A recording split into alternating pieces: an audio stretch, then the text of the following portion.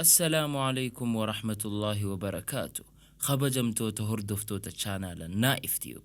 نجيني ربي بكم جرتن هندتو اسن الرتها جراتو الرس فيديو هاروان اسنيف ديبني.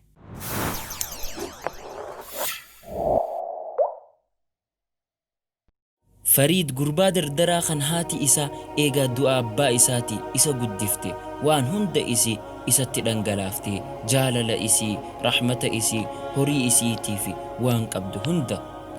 أكبر نوتا إسا صدركا لما فافتاتو إسا درقو ترتي أمو يالين إسي هركا خفي سببا صاحب ببدوتين أمس ترودان سآهل كان خيسا ليلي قلو سجارة آرسو برتي هاتي إسا هجو إسا ترتي شرفكا دقهو إيقلتي المخي فريد ربي صدار دوان خناليسي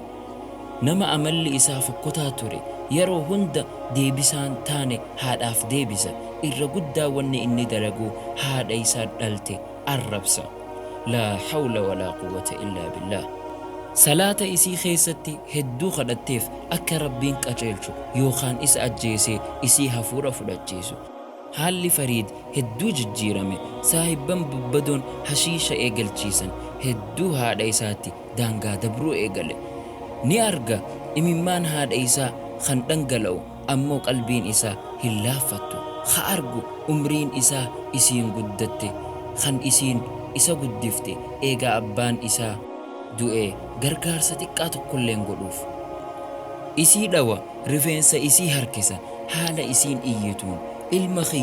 المخية حرام سرتي الرهدو أولان إيين سعادة فريدو قاد أغهان لفني جدو سينان دوبا قويان سن لفي خان فريد هن إرانفتين خان جرو إسا قوتو إرانفتو فنتيني قويا جمتا توري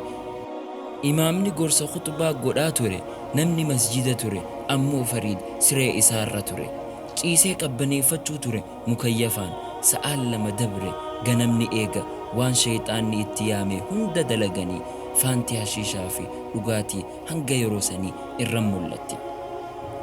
Haati isaa hulaa itti bante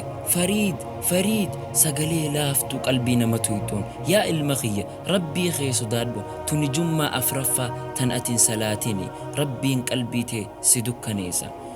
Isitti iyyee behiyyaa jechan taane je'een humaan goonee deemtee harka isiitiin bishaan fiddee dhuftee fuula facaaftee ka'e rabbiin si haa qaceelchuu jetteen gurraachoomee lafaa ol utaalee ijji isaa aaraan diddiimatte fuudhee humnaan darbe isiinis lafa kufte imimmaan isii durse if qabuu dadhabde yaa ilma kiyya rabbii kee sodaadhu jetteen yoomuma haadhatee haala kanaan kan itti dalaguu dhiiftu shayxaanni itti dhufee akkamitti haatite muudii ati keessa jirtu tanarraa si baafti hashiishni hanga ammaa hedduu dhiibbaa irra godhuurra if duuban deebine waan sammuu isaa isa dhabamsiise isii arrabsuu fi itti iyyuutti gattaa'e magaazana abbaa isaa kaduraaniitti dhaqee shugguxii abbaa isaa baasee rasaasa itti naquu eegale haati isaa gara kutaa isii deemte eega waan kana hundaati ilmi kiyya hirriibaa ka'ee jettee yaadde jidduu matana fariid itti ol seene shugguxii ol qabee haadha isaa dhukaasatti bane nama rahmata isaaf godhaa ture rasaasa jahaan dhawe haati isaa dhiigaan badde naannawa siree irra rafaniitti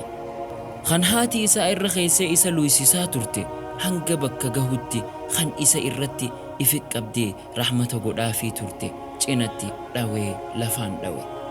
ollaan sagalee rasaasaa dhagihee fariiditti ol seenan rifatee dhaabbata waan ta'e kan hin dhugoomsine haala taheen itti dukkanoyte fariidii fi haadha isaa gara mana haakimaa geessan ammoo fariid sammuu isaa keessaan tuqame sa'aa xiqqoon booda tan cinaa sammuu isaatii fi hubannaa isaa dhabamsiifte ammoo haati isaa gara beeylama rabbii isii wajjin qabattee eega ergaa isii dabarfattee deemte wallaahi yaa ummata fira isaa tokkoon naaf odeesse akkana je'ee yeroo hedduu mana yaalaatti isa ziyaarre irra hedduu wanni inni ja'uu booyaa maaltu maal ta'e naaf himaa maalin ta'e naaf himaa namni hundi na ziyaaree jira na gaafatan haadha tiyya malee haadha tiyya tan na jaalattu haadha tiyya tan na tajaajiltu dhugaa ani haqa isii keessatti dogongoreetin jira ammoo isiin kana hundarraa oli kana hundarra guddoo haati tiyya maaliif nan ziyaarre ni iyya ammoo inni hin beeku akka harka isaatiin haadha isaa galaafate. yaa Allah yaa Allah yaa nama haadha isaatti aaqqii tahe yaa nama haqa isii keessa booda'aane hundummaan keenyaahu rabbii keenya haa sodaannu haqa haadha teenya hanga dandeenyu haa tiifannu nuufi isinis warra miila isaanii jalaan jannata seenanu haa godhu. daawwattoota keenya kabajamoo asitti gaa dhuma viidiyoo geenye hanga ammaan waliin turuu keessaniif galatooma.